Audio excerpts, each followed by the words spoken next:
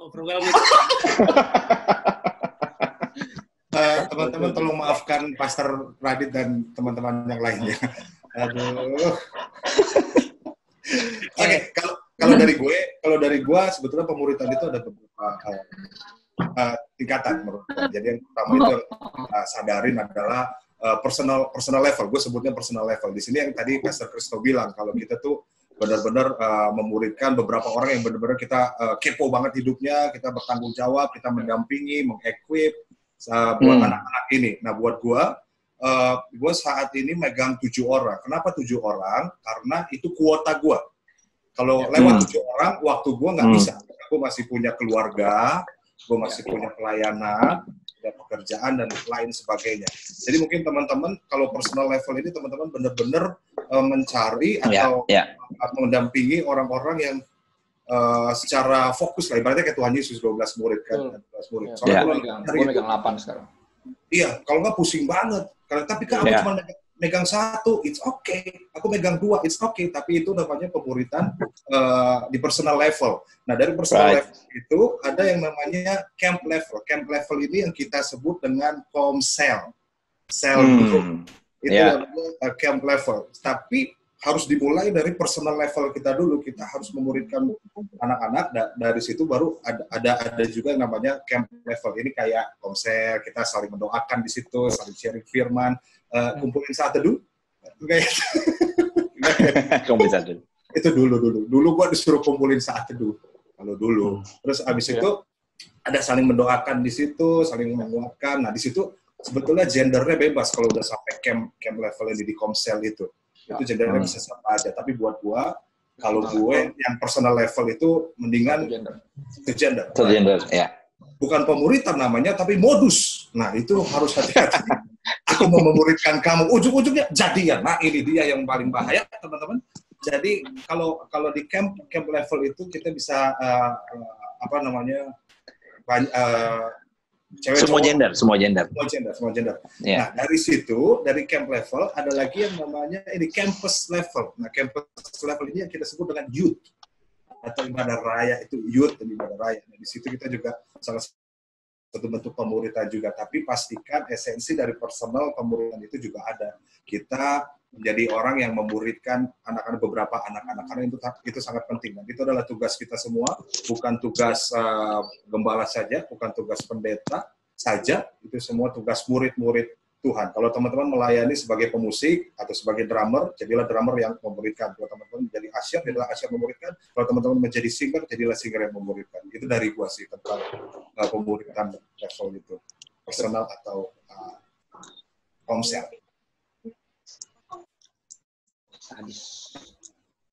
Ada yang lain yang mau menambahkan? Udah banyak nih pertanyaannya sekarang. Jawab pertanyaan aja lah, udah bagus kok Marsha. Udah bagus banget Mas. Lengkap. Tambahin takutnya berantakan jadinya malah. Oke, sorry ya. Gini, apa bedanya memuridkan dengan mempersiapkan pasukan untuk mengerjakan visi dari Tuhan? Nah, ini mungkin Pastor Radit boleh menjawab ini kali. Sebenarnya itu memuridkan sih. Ya, sebenarnya memuridkan itu adalah mempersiapkan mereka. Makanya sebenarnya memuridkan tuh beda tipis sama pacaran ya. Tapi bedanya kalau memuridkan, lu siap diselingkuhin. Artinya gini, kalau pacaran itu kan saya rela untuk ya kita berbagi kasih, ya sama-sama bertumbuh. Tapi kalau pemuridan, saya muridin kamu supaya kamu muridin yang lain. Selingkuh kan? Gitu loh. Jadi itu penting banget sih. Jadi memang memuridkan itu bukan mengajar saja, itu bagian di dalamnya. Ya tetap dari membangun hubungan, lalu mulai dari membangun hubungan, lalu mulai mempersiapkan, lalu melibatkan, dan terakhir mengutus. Jadi untuk memulai hubungan pertama tuh kita harus natural. Jadi murid tuh jangan gimana ya? Sebenarnya murid itu bukan dicari, tapi Tuhan tuh kirim. Makanya kan Alkitab mengatakan berdoa untuk pekerja kan, dia akan kirimkan pekerja karena Tuhan memiliki tuayan. Tapi kalau kita nggak siap, ya Tuhan nggak akan kirimkan murid. Memang lu dimuridin dulu mungkin, karena kan bedanya disciple making dengan discipleship itu cukup berbeda. kalau di discipleship itu kemuridan. Berarti saya menjadi murid Kristus. Nah, tetapi disciple making artinya saya, sebagaimana Tuhan memuridkan saya juga sekarang memuridkan orang lain. Nah, jadi dan kata-kata muridkan itu memang mempersiapkan dia untuk visi Tuhan, dan kadang-kadang kita nggak bisa kontrol itu. Jadi bukan untuk mempersiapkan orang ikut visi gereja saya, tapi mempersiapkan orang untuk ikut visinya Tuhan. Entah dia akhirnya submit sama visi yang dipercayakan di gereja kita, atau bahkan dari gereja kita melahirkan visi pribadi untuk orang tersebut. Jadi makanya disciple making church itu ada hubungannya untuk melibatkan dia ke dalam gereja lokal, itu bagian kecil, tapi melibatkan dalam tubuh Kristus secara global untuk melakukan Tuhan.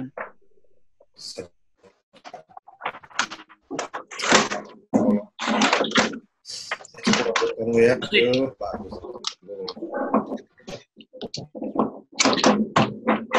Lanjut, Cak. Bener, udah itu. Udah bagus. Oke, ya. Kalau kita ngomong jangan ditambahin aja. Kita start dari let's start from this question juga nih. Practical, technically ya, maksudnya untuk these pastors. Bagaimana cara memulai pemuritan? Butuh dipertegas komitmen yang akan dimuridkankah? Maybe kalau saya boleh menambahkan begini nih. Bagaimana cara memulai pemuritan? Dan maksudnya mungkin komitmen dari two sides. Karena untuk memulai sebuah pemuritan pun, yang memulai pun harus butuh komitmen di situ. So, I think kalau bisa dijawab dari dua sisi, maksudnya dari sisi yang mau bikin komsel, pemuritan, dari sisi yang mau dimuridkan, harus kasih komitmen seperti apa. Ya? Oke, kita start dari Pastor Michael. Tunggu, tadi putus-putus. Yang mana pertanyaannya? Cara memulai pemuritan, terus komitmen dari both sides, komitmen dari yang mau bikin pemuritan itu, dan juga komitmen dari yang mau ikut pemuritan. Kira-kira seperti apa? Oke, let's start dari gue selalu ngomong kalau mau dimuridkan ada dua hal yang pertama yang mesti kita bikin. Yang pertama, being there. Kita nggak bisa memuridkan orang yang tidak ada di sana, yang nggak available. Bang ini, oke, saya mau dimuridin dong gitu kan, tapi mesti dia yang proaktif, ya kan? Dia bilang begini, Kak, bisa saya tanya ini apa segala macam, dan kita mesti berkomitmen dari sisi kita berkomitmen untuk kasih waktu kita, effort kita, segala. Jadi pemuridan tuh bukan gini, ntar gue tahan deh, ntar ya, kalau lu tanya, ntar gue jelasin ntar, gitu kan. Kalau dia nanya, jelasin aja. Ada orang-orang yang gini, simpan ilmu, kesannya kesimpan ilmu. Dari seorang pemurid, kita nggak bisa kayak begitu, ya kan. Waktu mereka nanya ya, jawab. Dari yang dimuridkan, mereka mesti proaktif. Dan kedua, dia mesti present. Mesti present tadi bilang maksudnya. Mesti ada di situ. Kita nggak bisa memuridkan seseorang yang nggak ada di situ, yang tiap hari they just gone, gitu kan? Gimana? Yang kedua, yang paling utama adalah begini. Untuk dimuridkan, kita mesti bersedia meninggalkan beberapa hal yang dulunya kita lakukan. Hal-hal itu pasti yang merugikan kita. Hal-hal yang jelek, kebiasaan buruk. If you want to be a disciple, you have to be ready to leave those things. Kayak gitu. Ya, karena gini, terus orang gini, oke, terus kita mulai menuntut kan, yang dimuridkan suka ngomong gini, oke, gua tinggalin, tapi gua mulai nuntut kan, menuntut gini. Gue nggak tahu kalau buat yang lain, kalau buat gue pemuritan tuh, gue lihat yang paling ini pemuritan tuh Tuhan Yesus lah. Oke? Ya. Dia waktu panggil murid-muridnya dia untuk ikut dia. Dia itu just panggil aja, kamu ikut gue yuk, gitu kan? Kesannya gitu kan? Dan dia meninggalkan mereka pekerjaan, ada yang tinggalin segala macam mereka ninggalin. Itu yang tadi maksud gue. mulai ninggalin ikut Yesus. Along the way, they get disciple.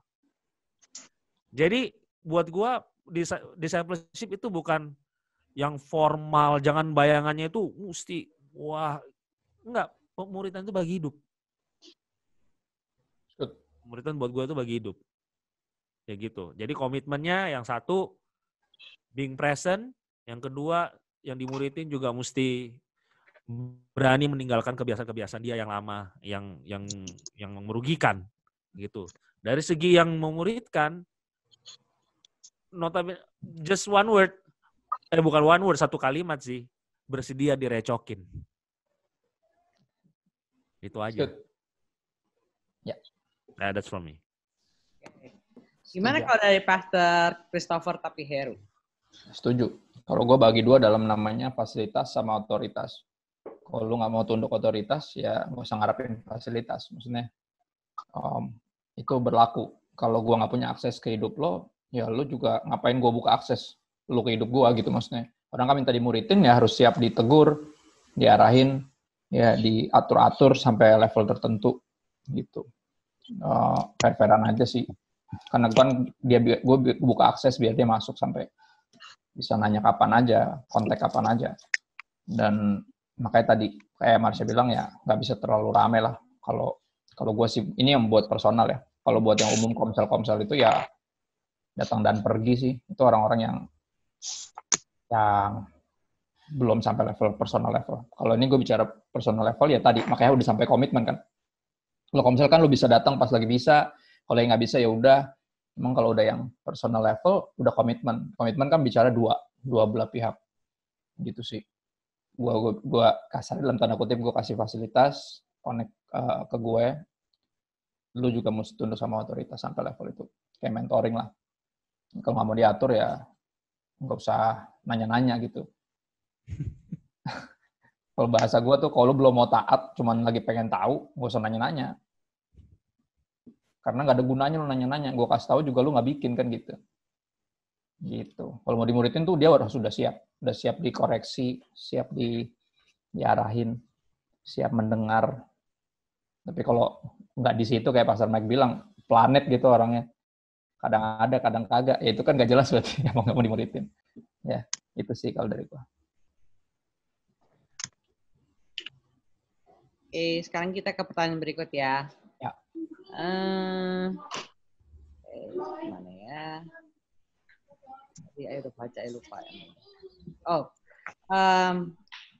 Basically sih pertanyaan ini ya mungkin beberapa pertanyaan saya coba rapel jadi satu ya. Maksudnya dalam kondisi seperti ini saat ini, maksudnya yang disebut memuridkan itu, maksudnya ataupun komsel itu selain mendoakan atau selain daripada sharing di Zoom seperti ini, kegiatan apa lagi yang bisa dilakukan untuk kita bisa memuridkan orang? Nah, kira-kira gitu. Siapa yang menjawab? Siapa ya? Radit. Coba. Dimas, boleh? Oke, terima kasih buat teman-teman yang tanya. And menurut aku pribadi bahwa di dalam kehidupan memuridkan, yang pertama yang kita mesti tahu bahwa pada waktu kita mau memuridkan, kita harus sadar dulu bahwa kita harus juga dimuridkan. Bahwa saya percaya bahwa a man of authority is a man under authority. Jadi pada waktu kita dimuridkan, kita juga harus lihat dulu posisi kita, apakah memang kita sedang dimuridkan juga, bahwa kita tidak bisa langsung, saya mau jadi guru nih untuk memuridkan, tetapi di atas kita tidak ada orang yang bisa mendapatkan akses untuk menegur buat kita, untuk memperbaiki kita, untuk cara dalam kehidupan kita. Itu adalah poin pertama. Tapi yang kedua tadi bahwa kegiatan apa yang kita bisa lakukan, tentunya kalau buat saya pribadi ya, mungkin nanti kakak yang lain juga bisa nambahin. Kalau buat saya pribadi sih, selagi kita juga lagi berjarak dalam tanda kutip secara fisik, buat saya pribadi yang saya lagi lakukan adalah saya melanjutkan pengajaran Bible study, tapi juga bukan hanya bicara tentang saling sharing firman, tapi bukan juga pengajaran aja, tapi kita juga berbagi hidup. Kepada siapa? Kepada orang-orang yang tadi mungkin Pastor, kalau teman-teman perhatiin, Pastor Christopher dan Kak Marsha tadi bilang, ada 7, ada 8 orang. Nah, orang-orang terdekat kita ini yang memang sudah berikan hidup buat kita investasikan waktu-waktu kita untuk memperlengkapi mereka dengan firman Tuhan. Dan juga firman yang memang benar-benar kita percaya selalu hidup dan juga relevan buat hari-hari ini.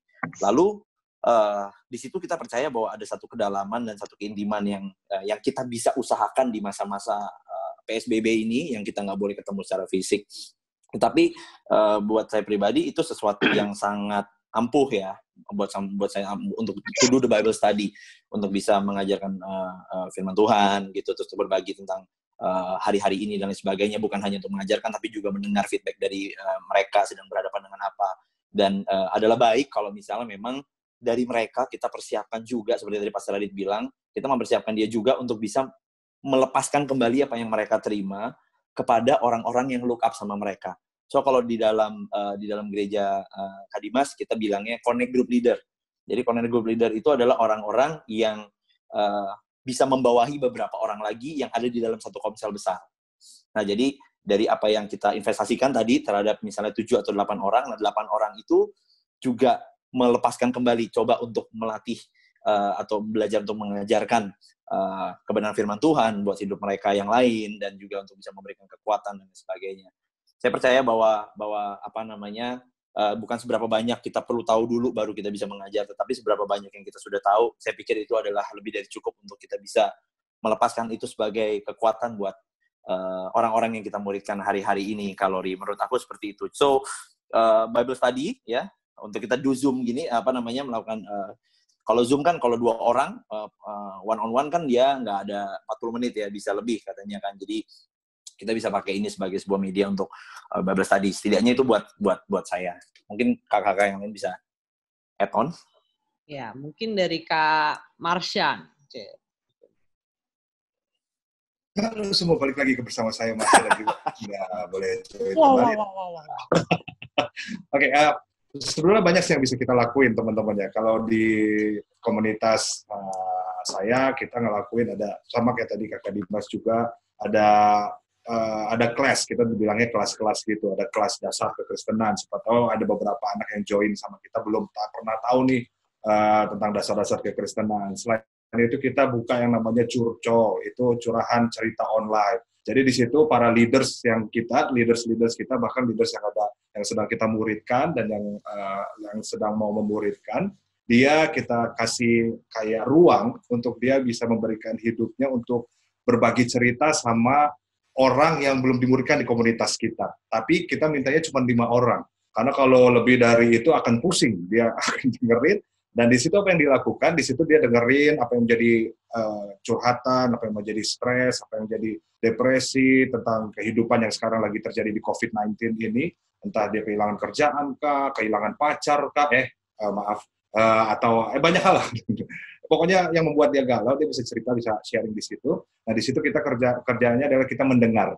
Kadang orang curhat itu cuman pengen cerita aja, nggak Betul pengen banget.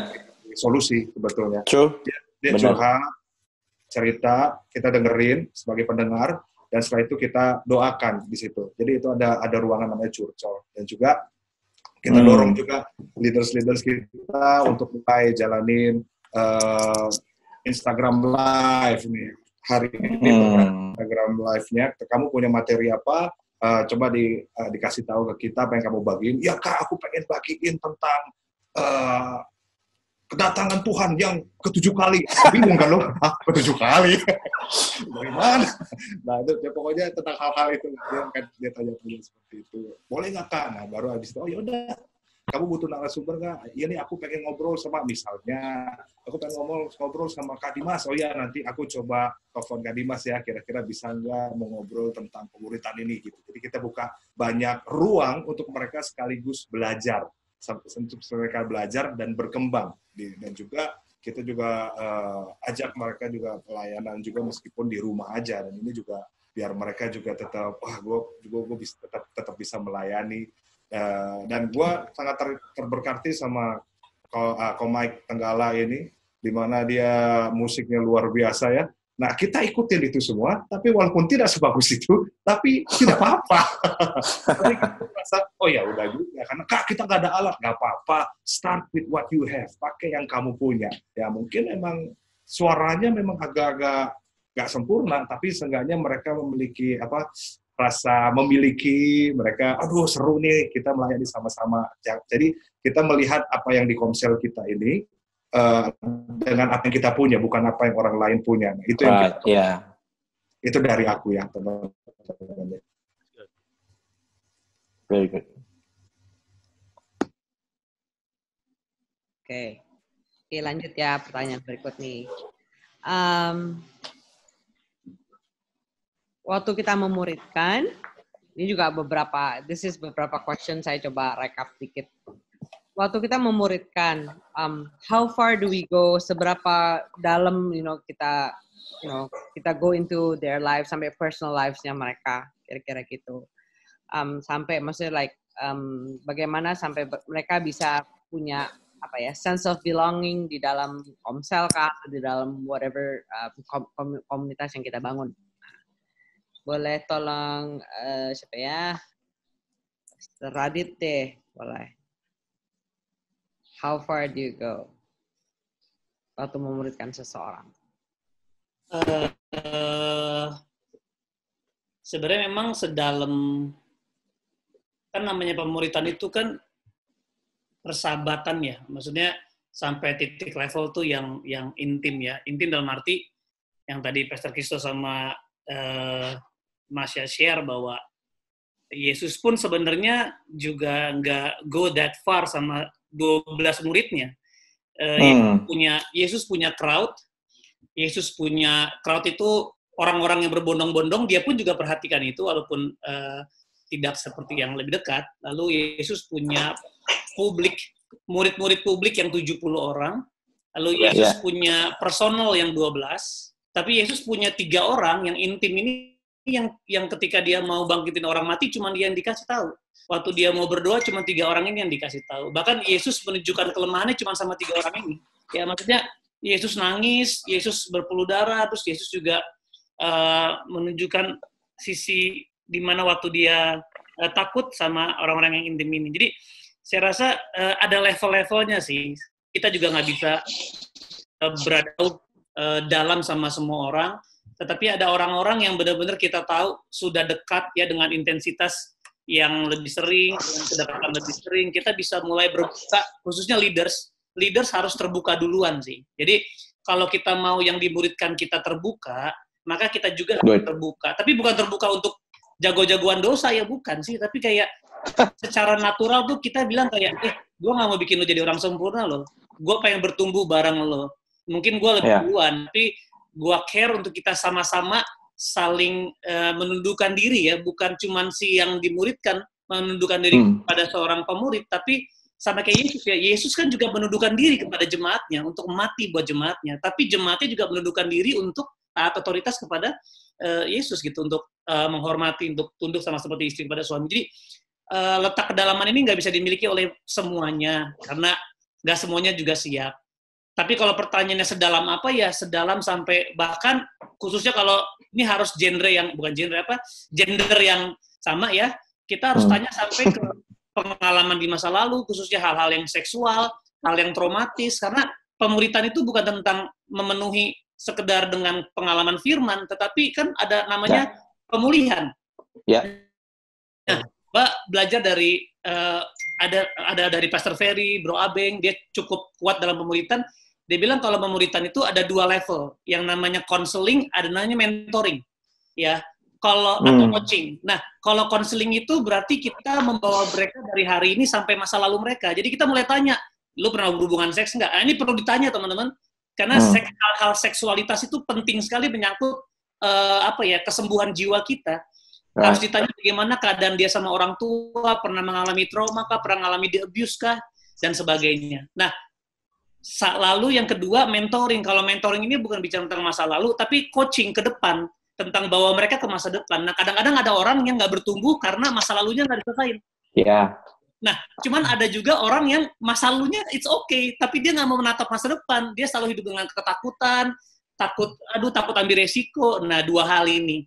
Jadi sejauh mana? Ya memang sejauh kita punya hubungan yang dekat sih. Jadi tanpa kedekatan kita nggak mungkin bisa jauh. Nah, yang menyedihkan pemimpin kadang-kadang cuma pengen maksudnya pemimpin merasa berhasil kalau dia rajin komsel, dia bisa khotbah, lalu dia aktif pelayanan. Padahal bukan itu ukuran Yesus. Ukuran Tuhan Yesus adalah bagaimana dia memiliki pikiran dan perasaan terdapat dalam Yesus Kristus. Jadi bagaimana dia mempertimbangkan, bagaimana dia mencintai firman, bagaimana dia melakukan tanggung jawab. Sebenarnya, Cak, lu pernah sharing powerful sih, Cak, waktu di Imago tuh, lu sharing tentang apa? Tentang apa sih? Lu singkat ya? Ada. Oh iya. Boleh nggak sih, Cak? Itu powerful sih. Jadi kalau di kita menentuin core pemuritan di tempat kita mau seperti apa. Jadi anak-anak yang datang kita tuh mereka ngapain sih di situ, apa yang harus kita lakukan buat mereka. Jadi kita baginya itu dalam bentuk satu kata, yaitu real, R-E-A-L, real. Wow. Real itu ya benar-benar nyata, ya nggak tipu-tipu dan bukan kaleng-kaleng lah ibarat, bukan harapan PHP palsu gitulah pokoknya. Real. Real itu kalau di kita jabarinnya seperti ini. R-nya itu relationship. Jadi setiap orang yang dimuridkan sama kita, dia harus punya relationship yang real. Pertama sama Tuhan, yang kedua sama sesama. Karena benar yang tadi Radit bilang, jangan sampai kita pemimpin cuma butuh dia datang ke komsel, tapi kita nggak tahu tentang kehidupannya yang terjadi sama dia. Keluarganya gimana, jangan-jangan dia serajin komsel, pelayanan komsel, dia juga aktif banget, rajin doa, tapi berantem terus sama keluarganya. Ngapain kamu ke gereja situ sih? Macam.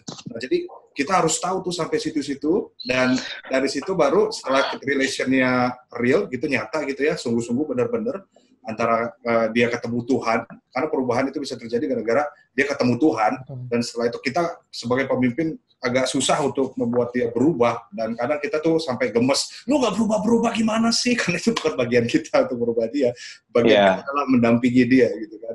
Nah, relation itu harus dibangun sampai detik kedekatan di mana dia terbuka dan menunjukkan setiap dapurnya sama kita. Kadang waktu kita kenalan, kita cuma ketemu di ruang tamu doang tuh yang bagus-bagus, sofa.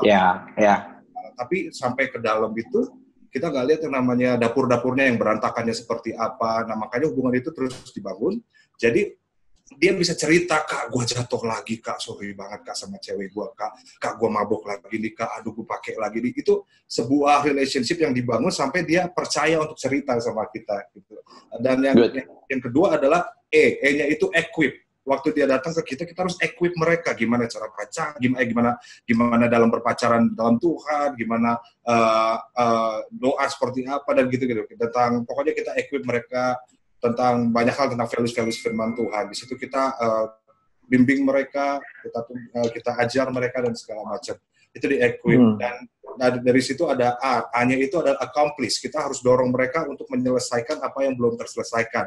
Contoh sakit hati, misalnya orang tua, pahitan sama mama atau apa. Karena, aduh susah, Kak. Iya, memang susah. Tapi kalaupun susah, belum tentu nggak bisa. Pasti bisa kalau bersama dengan Tuhan. Dan makanya kita dorong, kamu gimana kuliah yang berantakan? Aduh, aku udah males. Kita tanya, kenapa kamu males? Jadi kita tanya, yuk selesain dong kuliahnya. Kamu harus bisa selesain kuliahnya. Kamu harus berusaha untuk rekonsiliasi sama orang tua. Kenapa kok kamu bisa kena? Dan segala macam. Mereka harus accomplish setiap masalah mereka yang ada. Dan terakhir adalah L. L-nya itu lead on. Jadi kita membawa mereka bukan hanya sampai di mereka aja, mereka harus juga memuridkan yang lain sampai mereka menjadi leader juga. Jadi pemimpin yang menghasilkan pemimpin lain, dan itu akan terus saja. Sehingga gua rasa kita harus menentukan core itu dalam pemuritan kita sih. Nah, di kita yang tadi real, relationship, equip, accomplish, yang terakhir adalah lead. Itu dari lead. Okay, awesome. That was great. Mantap. Mungkin ada yang lain, ada yang mau menambahkan atau cukup atau bagaimana? Bagus banget. Udah keren. Nanti jadi nggak real karena ditambahin. Udah ya. Ditambahin. Jadi really, betul. Jadi really, jadi gitu. Melanjutkan dari apa yang tadi Pastor Marsha udah sebut soal, mereka boleh sampai tahu dapur-dapurnya, gitu ya. Tadi kan kalau biasa orang cuma tahu ruang tamu.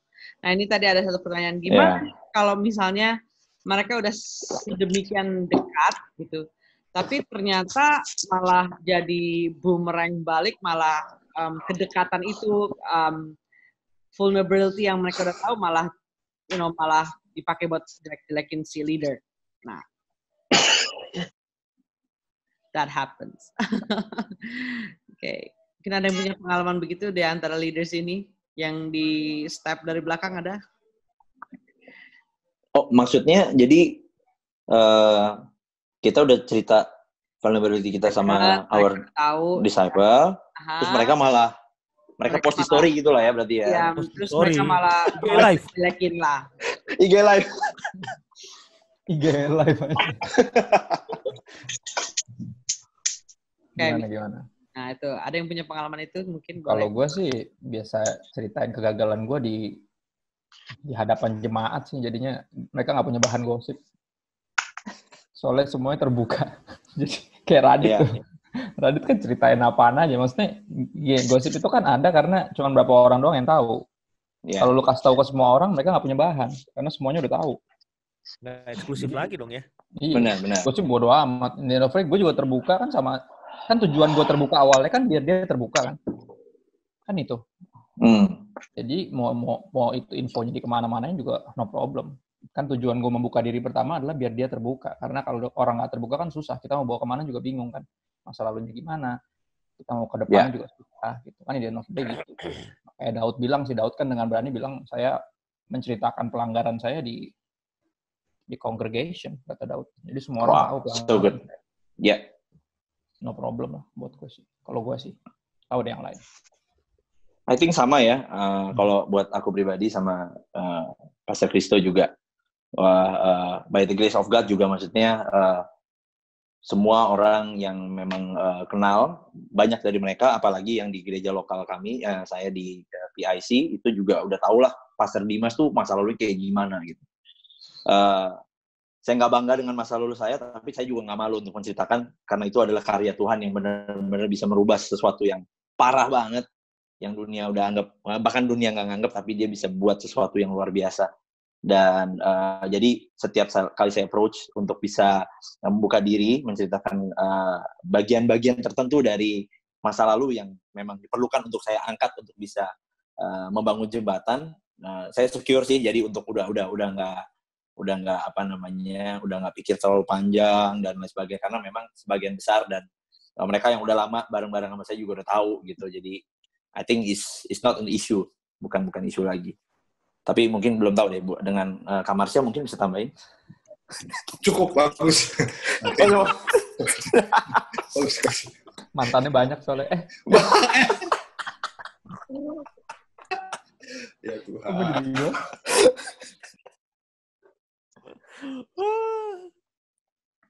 Oh Mike, shalom. Pastor Mike bisa namain Pastor Mike. Udah bagus banget tadi tuh. Enggak lah, kalau gua sih yang dekat-dekat tahu sih aib-aib gua lah. Dekat-dekat ya gini. Gua tuh kadang-kadang suka lupa sih sama masa lalu gua, beneran. Seriously. Bagus sih emang buat mantap. Jadi maksud gua gini, gua kalau ketemu orang it's not the first thing yang gua ngomong, cuman along the way waktu gua jalan sama dia, gua mulai ini sama dia, waktu dia kepentok sesuatu dan dia mulai ngomong ke gua bahwa gua gini, itu tiba-tiba mulai balik ke gua dulu pernah nih di posisi dia nih. So I will share kayak gitu. Jadi emang mungkin memori gua nggak banyak kali ya, cuma 256 giga kali ya gua ya. Jadi maybe I'm just good at compartmentalize things. I don't know. Cuman bahasa roh tuh. Coba tolong.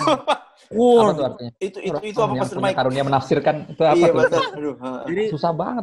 Gua tuh jadi kayak gua tuh selalu gua tuh punya kebiasaan tuh compartmentalize. Jadi bikin kompartemen. Misalnya, gua sekarang di sini. Gua mulai lihat, ini yang relevan sama mereka yang ini. Jadi gue bisa ngomong kayak gitu. Jadi kalau orang ngomong soal bilang begini, gue punya masalah nih, gue hampir deportasi. Nah, gue cerita sama lu ntar soal gue kenapa hampir deportasi. Nah, kayak gitu. Kayak gitu. Soal bilang begini, gue doa kok nggak dijawab. Nah, ntar gue cerita sama lu. Gitu. Soal Lu bagaimana gue beneran gue dulu ngetes loh. Bapak gue majelis, gue bisa ngetes loh Tuhan itu ada apa enggak. Serius, Sunday school. Jahat lagi doanya. Tolong dong Tuhan kalau kau ada itu bikin sakit dong. I'm just that bad. Gitu. Makanya kalau udah ngomong gini. Makanya kayak gitu-gitu kan. I mean, I'm just being realistic kan. Maksudnya karena begini, lu gimana sih soal decision making, berapa kali gue bikin keputusan yang salah, I have to learn the hard way, kayak gitu. And then orang ini mending kalau, jadi gue selalu ngomong gini, mending kalau gue kasih tahu, lu ikutin aja. Orang pintar memang belajar dari kesalahan orang lain. Iya kan? Iya. Lebih pintar lagi. Nggak usah ini menolak yang lain, menolak diajarin kayak gitu. Ada orang gini mau belajar dari orang lain, enggak, gue nggak mau belajar dari orang lain, gue mau belajar dari diri sendiri. Itu nggak pinter. kayak gitu. That's good. Ya jadi buat gue ya soal keterbukaan it's important, tapi ya itu dia soal di step dari belakang tergantung kita mau kasih masuk di jauh mana hidup kan. Kayak gitu. Ada orang yang sampai ruang tamu, ada orang yang kita ketemu kita ketemu di kafe aja. Ada orang yang sampai ke rumah. It's about it's about relationship lah. Kayak gitu. Ya dari gue itu. Oke. Kalau di step mah ya udah santai aja. Tuhan Yesus juga di step dari belakang juga sama Judas. Itu lebih jago dari Yesus. Iya makanya. Yesus kita lebih jago betul. Itu tepat sekali. Judas. Lu mau itu jago. Jadi santai aja. Relax aja. Ya, karena gini, kalaupun teman-teman ngelakuin hal yang benar juga pasti ada orang yang ngomongin. Kita ada orang mau lakuin yang benar mau lakuin pasti ada yang ngomongin. Yang penting jangan sampai omongan orang itu menjadi jangan. Yang penting terus saja jalan berseberangan. Itulah visi yang Tuhan kasih. Santai ya. Masih enak kan. Oke. Mama Mimin bingung. Enggak. Nggak, ini lagi karena banyak banget yang di waiting room, terus banyak banget yang masih WhatsApp terus, so I was trying to put this to Facebook Live, jadi mereka bisa nonton di Facebook Live, cuman ya connection is not that easy, but yeah, trying. Kasih aja nomor rekening BCA-nya, dikasih aja nggak apa-apa. Kayak gitu ya, boleh. Ya, buat yang nungguin. Kamu ngapain? Gini. I mau minta masing-masing pastors ini untuk kasih, tapi nggak boleh sama ya, mesti kasih 2 leadership traits, 2, so just 2 words, misalnya 1 jujur, misalnya contoh like that, misalnya gitu ya, untuk menjadi seorang leader yang bisa dicontoh, what leadership traits yang a leader should have. Okay, starting dari Dimas deh. Oke, in order berarti posisi kita sebagai pemimpin ya kalau ya. Ya, so dua kata aja. Maksudnya 1 apa, kedua apa. Nah. Oke, yang pertama teachable. Oke. Sebagai pemimpin kita pun juga harus mau diajar dan terbuka terhadap perubahan dan juga terbuka terhadap masukan. Karena saya percaya apa yang kita lakukan dan kita bisa display keluar secara asli dari hidup kita, itulah yang akan menjadi teladan buat orang-orang yang mengikut kita dan akan lebih mudah pada waktu kita mengajarkan sesuatu yang memang kita hidupi. Jadi pertama adalah teachable, yang kedua adalah disiplin. Nah, saya nggak tahu apakah memang ada anak-anak dari PIC yang nonton, tapi anyway saya ceritain aja bahwa kami sampai sekarang itu terutama anak-anak yang karena memang banyak yang di dunia musik, Pastor Mike juga pasti ngerti ini, sulit banget untuk benar-benar bisa atau masih berprogres untuk benar-benar bisa come on time dan lain sebagainya. Tetapi yang saya yakini pribadi saya adalah memang saya hanya bisa memberitahukan dan mulai mengajar mereka pada saat saya juga menjadi orang yang disiplin dalam hal datang bukan tepat waktu, tapi before time. Saya waktu ada meeting saya datang lebih tepat waktu sebelumnya dan lain sebagainya. Saya pikir itu adalah sebuah karakter yang memang kita perlu punya sebagai pemimpin ya. Jadi untuk bisa mengajarkan sesuatu yang memang kita hidupi. So, yang pertama buat saya adalah mau diajar, yang kedua disiplin. Oke, Pastor Adit. Seperti itu, Kakak. 2 traits. Yang pertama punya anak 4, yang kedua gondrong ya. Macam Yesus ya. Oke. Sebenarnya satu kata ya, tapi bisa jadi 2 arah. Yang pertama komitmen to be real, tapi yang kedua komitmen to be like Christ. Jadi harus jujur, tapi bukan jujur kayak ya udah ini memang gua apa adanya, tapi nggak tumbuh stuck gitu ya. Yang komitmen ketika mereka lagi bertumbuh seperti Kristus, kalau mereka jatuh, mereka tidak berpura-pura nggak jatuh. Walaupun kadang-kadang mereka tidak harus jujur, gua jatuh kemana, tapi dia harus izinkan at least keluarga tahu, at least pemimpin core tahu. Dan minta doain sebagai pemimpin yang lagi butuh didoakan. Nah itu, kenapa? Kalau Kristus sering bilang, kalau kita tidak apa adanya, nanti akan menghasilkan jemaat juga yang tidak apa adanya. Yeah. Nah, tapi yang kedua, komitmen untuk jadi Kristusnya ini loh. Jadi both ways, ya. Apa adanya, tapi mengejar keserupaan dengan Kristus. Dan gue rasa itu 2 hal yang memang penting banget sih. Yeah. Great. Oke, Pastor Kristo. Dicuri sama Radit tadi. Nah, ini gimana nih? Ya, apa yang Yes bilang kan, maksudnya ajarlah mereka untuk melakukan. In the end of the day, dalam pemuritan ya 2 itu. Pengajaran sama teladan. Karena kan ajarinnya bukan buat tahu, ajarinnya buat melakukan. Berarti kan harus dicontohin kan. Jadi buat gue itu 2 sih. Ajaran dan teladan itu, ajarlah mereka untuk melakukan. Kasih tahu ininya, dan ngasih tahu gimananya, gini loh, gitu.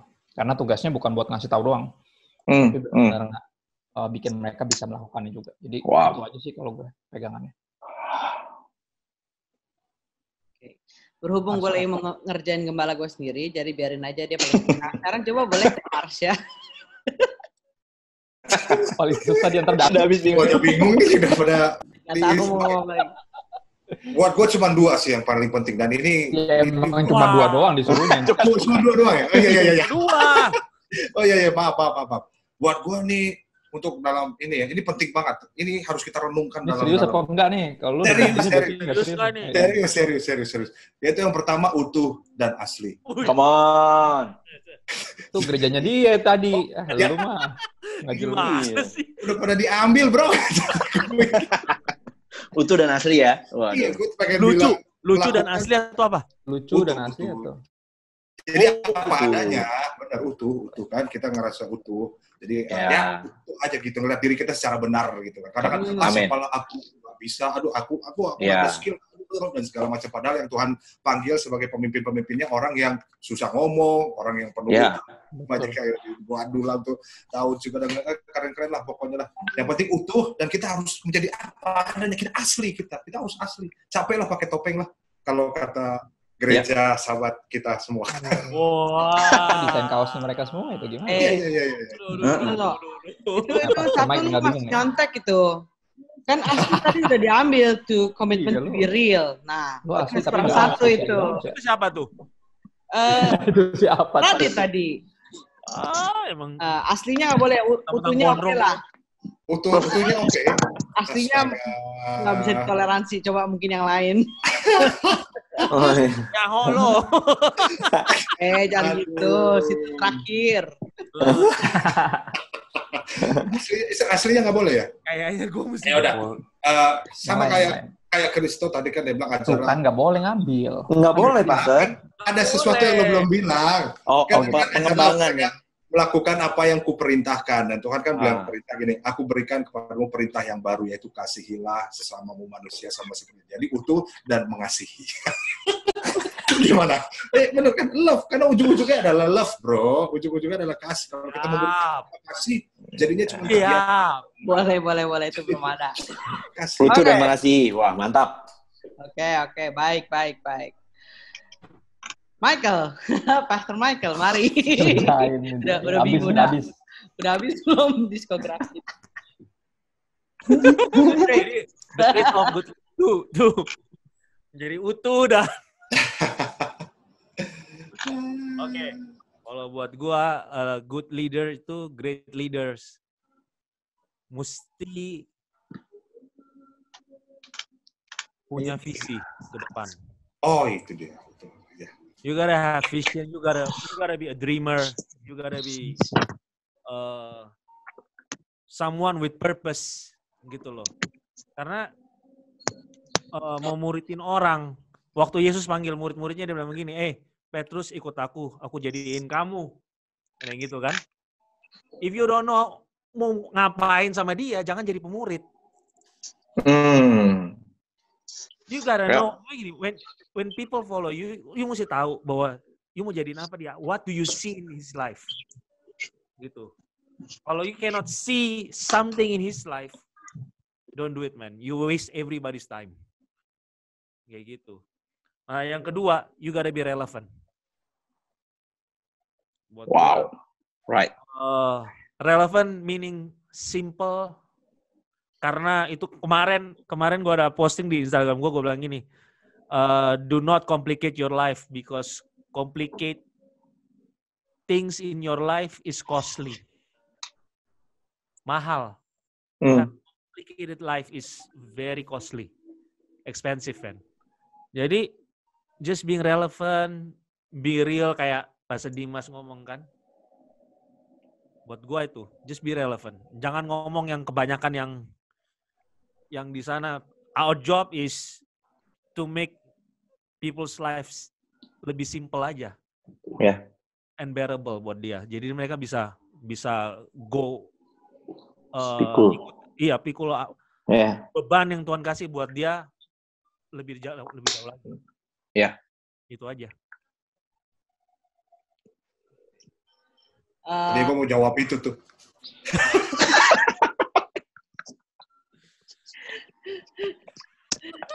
Pastor Marsha, you're the best. Okay, here we go. Another question ya. Nah, bolehlah ini ke Marsha lah pertanyaannya lah. Begini. Kerjain Mama Mimin. Gimana kalau ada orang yang dipercaya untuk memimpin, maksudnya untuk jadi leader, tapi dia sendiri nggak pernah di-lead. Dia sendiri mungkin nggak pernah punya mentor, jadi dia nggak punya contoh, nggak punya teladan. Jadi harus bagaimana? Mari kita berdoa.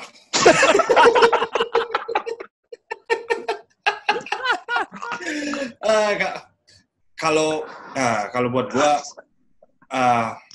perlu sih sebetulnya kita juga punya dimuridkan ya. Tapi buat gua kalau mentor itu sebetulnya bisa banyak. Tapi Bapak Rohani memang cuma satu. Gua belajar dari hamba Tuhan yang luar biasa. Jadi dia bilang kalau Bapak Rohani itu cuma satu, tapi mentor boleh banyak. Ibaratnya kalau lo punya anak lo mau belajar basket, lo harus kasih guru yang jago basket. Kalau anak lo mau main badminton, lo harus kasih guru main badminton. Jadi mentornya banyak. Makanya Radit bilang tadi kalau pemuritan agak bersedia diselingkuhi karena anak kita harus bisa belajar sama siapa aja dan kitanya secure. Nah, buat gue kita juga perlu untuk kita diajar juga sih sebetulnya untuk belajar dan untuk diajar. Jadi mungkin kalau misalnya kebanyakan ini nggak dapat mentor atau nggak dapat figur Bapak di dalam sebuah gerejanya, tapi buat gue teman-teman bisa cari mentor di luar dari brand gereja teman-teman juga karena kita adalah satu tubuh Kristus. Jadi ya. Teman-teman bisa minta Pastor Kristo, bisa minta Pastor Wendy, bisa minta Pastor Mike Tanggala, Dimas, bisa loh. Tapi ya ini harus butuh dua komitmen yang menjadi satu. Kalau di kita memang ini kita kayak nembak gitu loh, kayak nembak, Kak mau nggak muridin aku? Ya boleh kayak gitu. Tapi gua rasa kalau misalnya memang teman-teman sampai sekarang masih dalam tahap mencari orang untuk bisa membimbing, meng-guide teman-teman sendiri sekarang, ya nggak apa-apa, jangan sampai engkau menghentikan langkahmu untuk memuridkan, karena ya ini juga salah satu amanat agung yang Tuhan kasih, yaitu kita memuridkan, dan itu tugas utama sih sebetulnya, bagi hidup buat orang lain. Itu aja dari aku sih sebetulnya. Wow. Keren. Nah, ini ya. Wow. Pertanyaan jawaban very very spontan aja. Coba Pastor Kristo. Bagusan mana? Menjadi leader yang real dan apa adanya, menunjukkan bukan hanya kelebihan tapi kelemahannya juga, atau menjadi leader yang menutupi kelemahan biar dapat figur domba-dombanya? Udah dikutip tadi sama Radit. Gue percaya kita semua lagi berobat jalan, cuman bedanya gue lebih duluan aja. So good. Jadi ya sesama berobat jalan dilarang saling menghakimi dan mesti saling memahami, bukan memaklumi ya. Kalau memaklumi kita diemin. Kalau memahami itu kan ngerti bahwa ini dia lagi di posisi gue. Ya. Kayak tadi Pastor Mike bilang. Jadi buat gue lebih pilih yang lebih vulnerable. Biar kadang nggak pinter aja guanya. Gue juga bingung nyebutnya apa tuh. Pastor Kristo lagi Pastor Marsha banget nih ya bahasanya. Gue merana bahasa begitu bro. Broken gue. Ngeri. Itu bahasa Ibrani, Yunani. Wow. Kratos, Frans, Katos gitu. Gue nggak ngerti lah itu. Ngajem lagi kelas nih, ntar lagi kelas nih soalnya. Okay. Ini mungkin ini salah satu pertanyaan terakhir yang maksudnya cukup penting lah, maksudnya for me. Ya pertanyaannya jadi ceritanya, maksudnya kan kita kan kalau misalnya kita bilang dalam satu komunitas, dalam satu pemuritan, kita bilang oh ya, you can boleh cerita, maksudnya sampai ke dalam-dalam lah gitu ya, mungkin cerita masa lalu kan tadi gitu ya, sempat ngomong gitu. Tapi maksudnya kan kita we have ethic codes gitu ya, bahwa kita bilang bahwa ya itu it's just between me and you gitu. Tapi ternyatanya maksudnya cerita ini tapi ternyata malah tersebar, malah bocor kemana-mana. Nah, menurut para pastors dengan hal-hal yang seperti itu bagaimana? Maksudnya sampai tingkat mana? Maksudnya gini, kalau memang sometimes mungkin kan kita kan sebagai leaders kita mungkin nggak bisa jawab sendiri. Walaupun misalnya ada masa lalu seperti apa, mungkin we need also guidance dari mungkin yang above us atau gimana. Nah, kalau kode etik in sharing those kind of things yang mungkin yang private, yang personal, batasannya di mana? Nah, gitu deh bahasanya. Oke? Ya paling kita sebut saja Bunga misalnya. Paling gampang itu pakai nama lain lah. Iya. Kalau kan masalahnya kan spesifik kadang. Kita misalnya bingung nih, kita nanya sama mentor atau bapak rohani kita. Pasti kan kita ceritain masalahnya. Cuman ya namanya batas kode etiknya namanya kita samarkan lah. Jadi Surade atau jadi Bunga atau Marwan gitu atau apalah yang lain-lain. Mungkin yang lain? Harman terus itu. Mesti kalau cerita itu kan nggak bisa siapaan aja gitu. Cuman jangan sampai namanya orang jadi tahu kan, itu kan berarti bocor. Iya. Itu sih mannernya. Yang lain mungkin? Ada Setuju Sama. Setuju. Okay. So, karena ini sudah jam 6, saya mau panggil satu teman saya, namanya Helena Elisa. Where's Helena? Helena, are you there? Hi, everyone. Okay. Helena Elizabeth ini dia dari Revivo, and she's gonna say hi and share some things. Wow. Halo teman-teman. Wow. Kakak-kakak testers. Thank you banget buat sharingnya yang sangat-sangat powerful, pengajaran dan message-nya yang sangat-sangat inspirasi. Nah, aku di sini nggak panjang lebar aja sih. Aku Helena dari Revivo. Aku mau info aja buat teman-teman yang ada di sini. Jadi, untuk materi Leaders Talk yang bulan Februari, yang bertema Shades of Grey, itu teman-teman sudah bisa dengarkan di aplikasi Revivo.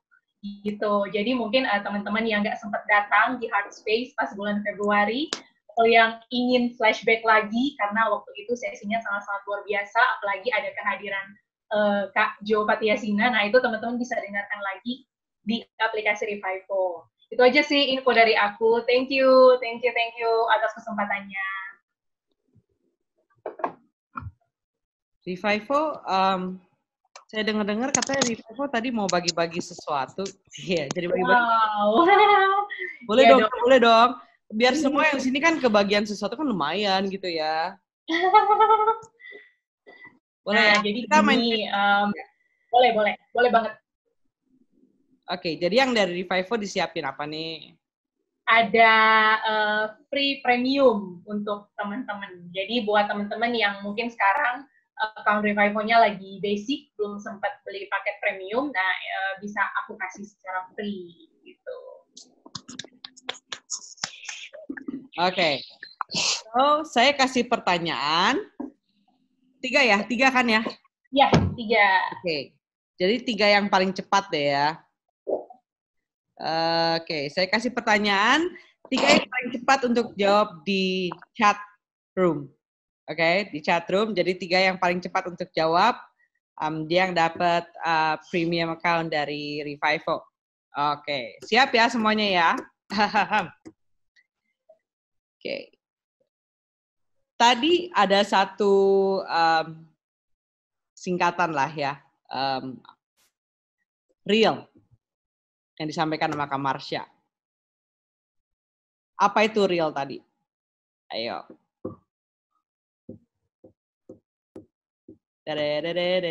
Uish, 1 selesai. Oke.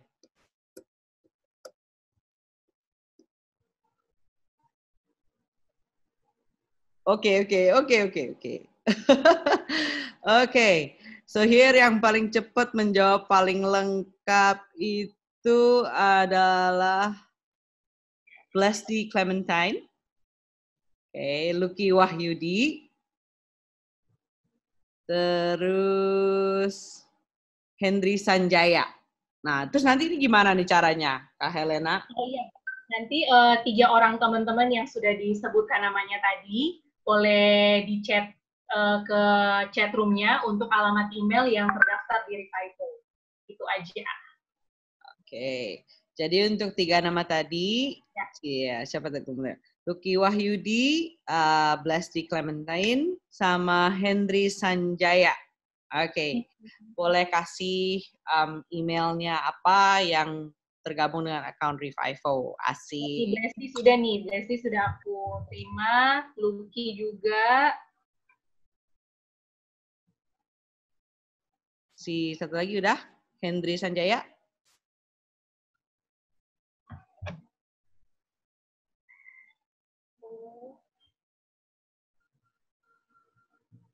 Nah, oke, lengkap ya, Blesti. Oke, asik. Asik. Selamat ya. Selamat. Seru kan? Jadi kan jadi menyimak gitu ya. Nanti kita kalau next Leaders Talk, Revivo kasih hadiah lagi ya. Wah, siap. So, gimana para pastors ini? Kita sudah di jam 6. Sudah pada mesti ke dapur atau tidak? Karena yang saya tahu kalau gembala saya dia orang dapur gitu kan. Babi gua angus. So, basically, saya kasih recap sedikit ya. Oke. Recap dari hari ini. Tadi saya suka banget waktu Kak Dimas mention, a man of authority is a man under authority. Jadi maksudnya sangat penting buat setiap kita, maksudnya waktu kita mau belajar untuk lead orang, untuk mementor orang, untuk kita pun juga kita harus punya mentor. Ya, someone we could look up to, gitu ya. And tadi Pastor Michael juga sempat mention about gimana sih gitu untuk punya sebuah pemuritan, untuk punya sebuah community, whatever it is namanya. Yang paling utama ya, we have to be present. Gitu ya, kita harus hadir. Jadi nggak bisa cuma sebuah slogan mau bikin, tapi kita nggak hadir. Gitu ya. Dan menanggalkan keakuan. Gitu. So, because like waktu kita ngomong soal pemuritan, it's not about us. It's not about me. It's not about you. But it's about, together, gitu ya, dan Jesus ini. Terus tadi basically semua udah mendengarkan tadi dari Kak Marsha yang real, relationship, equip, accomplish, and lead on. Betul ya? Betul kan Kak Marsha ya? Lead on, right? Oke. Kamu dapat paket dari yang udah kayak? Saya udah punya account Revival Premium. Kok gue jadi promosi sih gitu ya? Saya udah pakai premium account Revival. Gitu. And siapa nih tadi mention? Oh, I forgot siapa yang mention. Tapi tadi aku nyatet bahwa ini Kak Kristo tadi sempat bilang bahwa kita as leaders kita mesti vulnerable.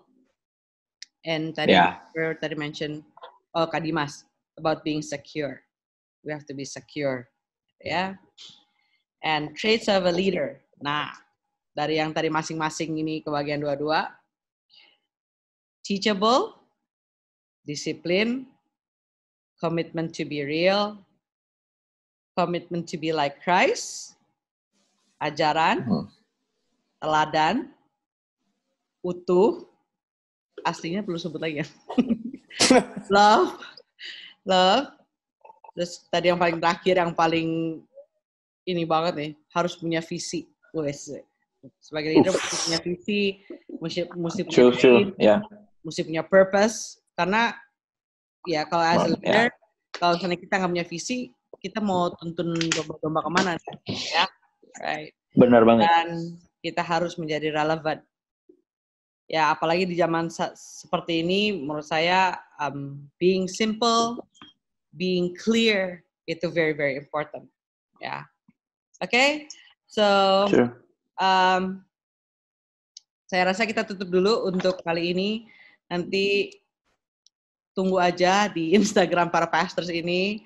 Nanti saya rapat lagi sama mereka ya, gitu ya. Kapan kita akan adakan lagi leader talk? Basically, this is great. Gitu. Mungkin lebih baik kita upgrade Zoom kita supaya partisipannya bisa lebih banyak kali ya. Ini karena masih 100 gitu ya. Nanti kita bisa upgrade supaya bisa 300 yang masuk. And kalau misalnya mereka punya pertanyaan, we have kita punya email. Mungkin Pastor Michael boleh tolong diketikkan. Saya masih sambil pegang blender soalnya.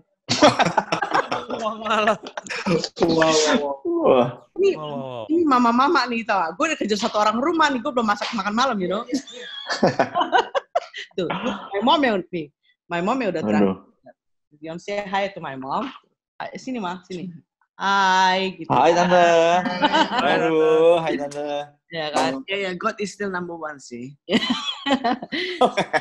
Ya, well, kan being real ya, this is how real I can go.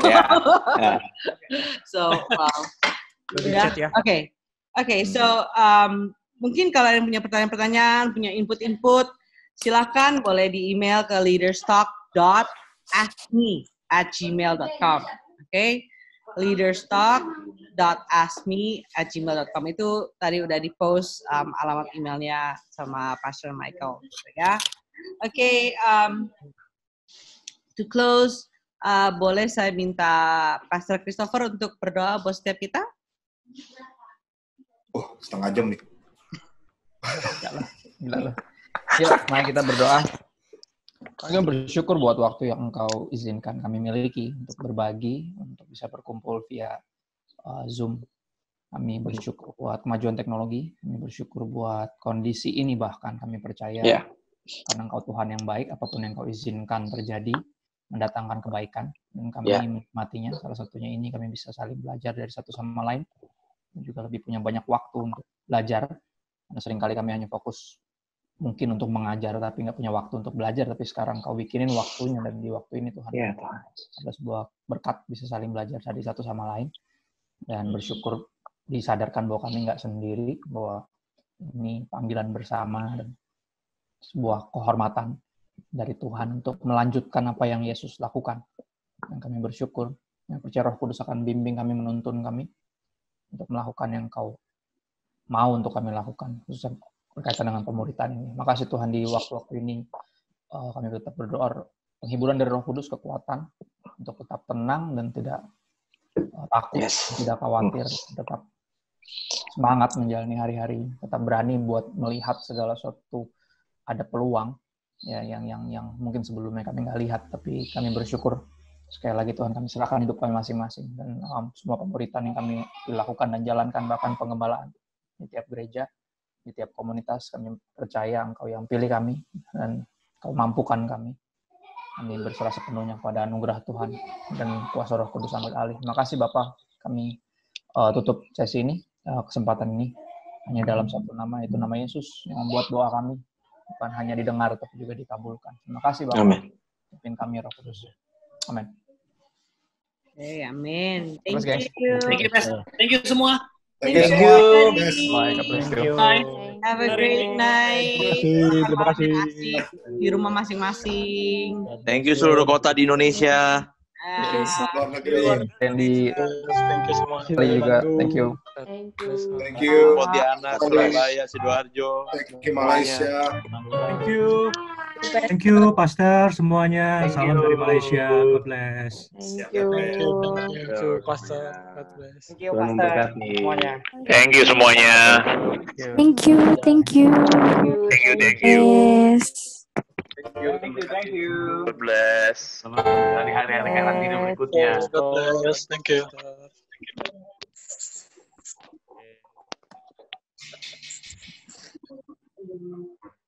Bye.